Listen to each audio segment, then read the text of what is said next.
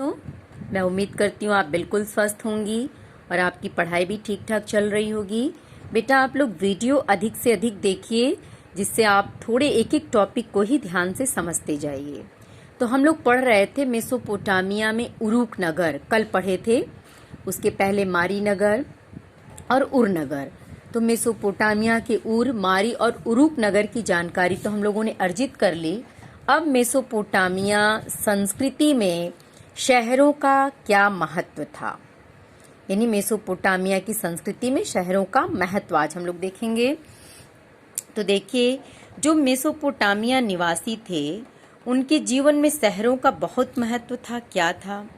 यहाँ अनेक समुदायों और संस्कृति के लोग आपस में मिलजुल कर एक साथ रहते थे।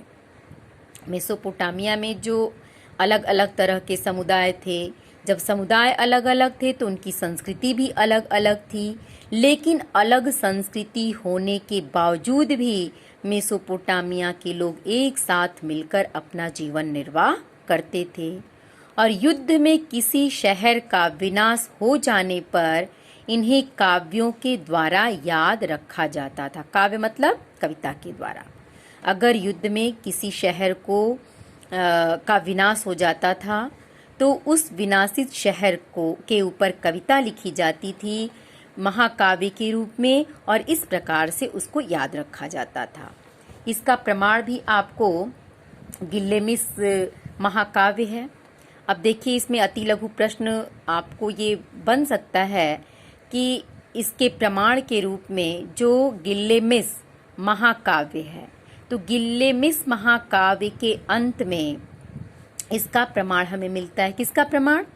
कि जो शहर विनाश जिसका हो जाए उसको हम कैसे याद करते हैं? महाकाव्य के द्वारा। और इस महाकाव्य की रचना कब हुई, ये प्रश्न पूछा जा सकता है। आपको लिखना भी है कॉपी में कि गिल्गामेश महाकाव्य की रचना कब हुई।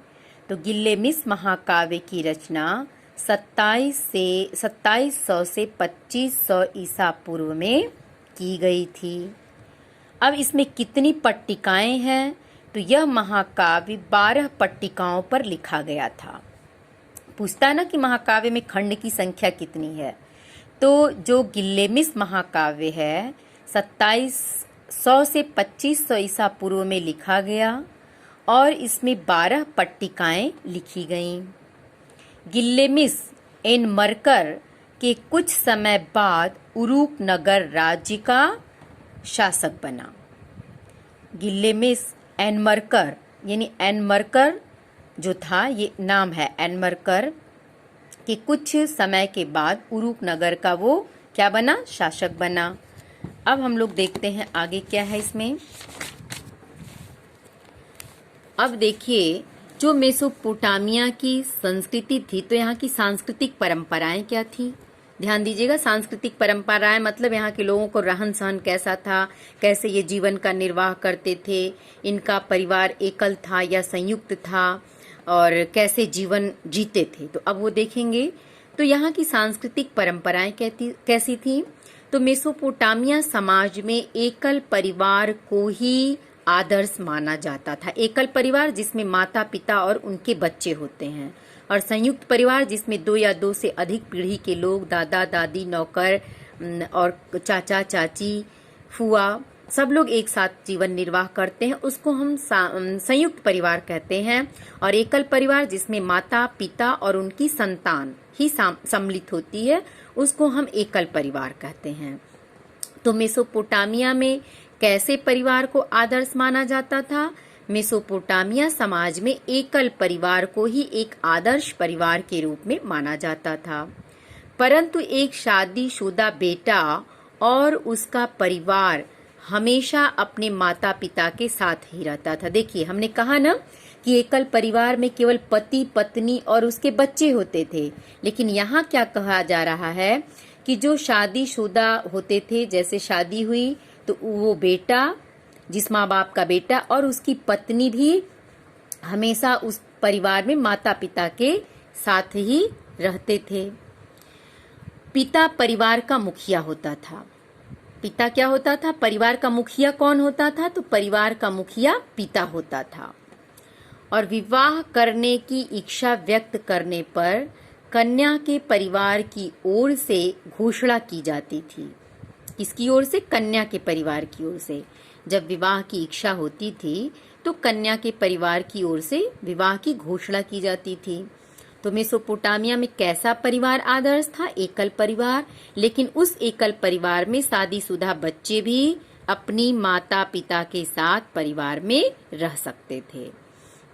अब देखिए, मेसोपोटामिया की जो संस्कृति थी वो बहुसंस्कृतिवादी थी। मेसोपोटामिया की संस्कृति कैसी थी? बहुसंस्कृतिवादी।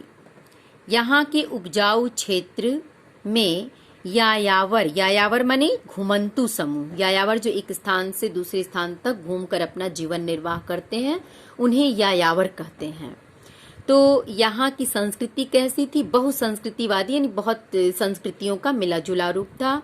और यहाँ के जो उपजाऊ क्षेत्र थे वहाँ घुमंतु समूह के लोग अनेक रूपों में पश्चिमी मरुस्थल से आते थे, घूमते रहते थे यहाँ वहाँ।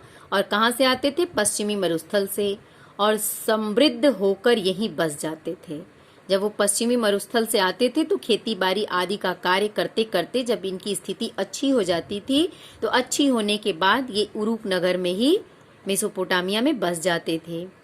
और ये घुमंतु समूह कौन होता था? अक्कदी, एमोराइट, असीरियाई, अमीनियन जाति के थे। घुमक्कड़ में कौन कौन था? ये पूछा जा सकता है कि घुमक्कड़ू या यायावर समूह में कौन कौन था?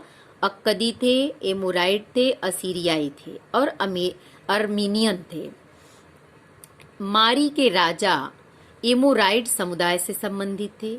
ध्यान दीजिएगा, मारी के राजा किस समुदाय से संबंधित थे? ये प्रश्न आप लिखिएगा कि मारी के राजा एमोराइट समुदाय से संबंधित थे, जिनकी पोशाक वहां के मूल निवासियों से अलग थी। जो वहां के मूल निवासी थे उन निवासियों से इनकी पोशाक अलग होती थी।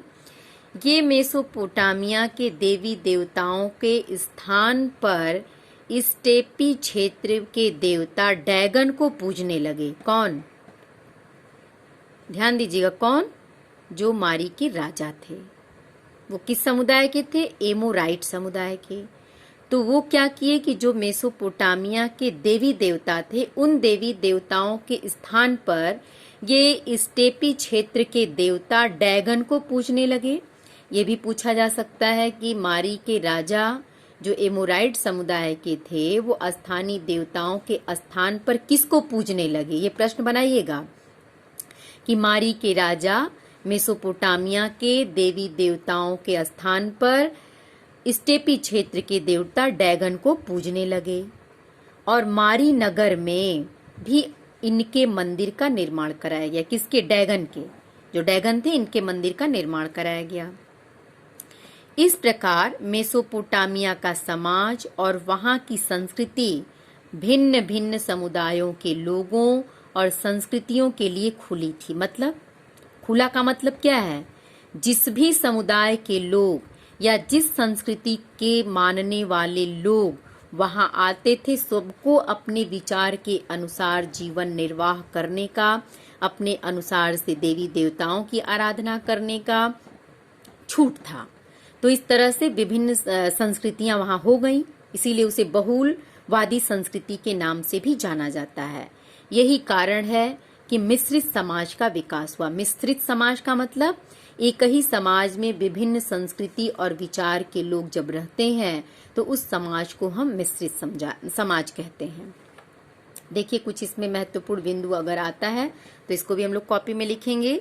यह मेसोपोटामियाई कला का एक अद्भुत उदाहरण है। यह मूल रूप से एक स्त्री का सिर है, इसमें जो है दिया हुआ, जिसे 300 ईसा पूर्व में उरूक नगर में संगमरमर की को तराश कर बनाया गया। इस सिर की विशेषता यह है कि इसकी आंखों और भौहों में क्रमशः नीले, लाजवर तथा सफेद सीपी और काले डामर की जड़ाई की गई है। सिर के ऊपर एक खांचा बना है जो गहना पहनने के लिए बनाया गया था और यह मूर्तिकला का एक विश्व प्रसिद्ध नमूना है जो मुख, ठोड़ी और गालों की सुंदर सुकोमल बनावट के कारण प्रशंसनीय है। इसे अधिक दूरी से मंगाए गए कठोर पत्थर में तराशा गया था। तो ये आपका मार्कशीट से, इसको बाद में हम बताएंगे क्या है। मुख्य रूप से आपको आज के लिए केवल मेसोपोटामिया की सांस्कृतिक परंपराएं यही देखना है, और इससे संबंधित जो भी आपको टॉपिक बताए गए हैं उसको आप लिख लेंगे। Thank you.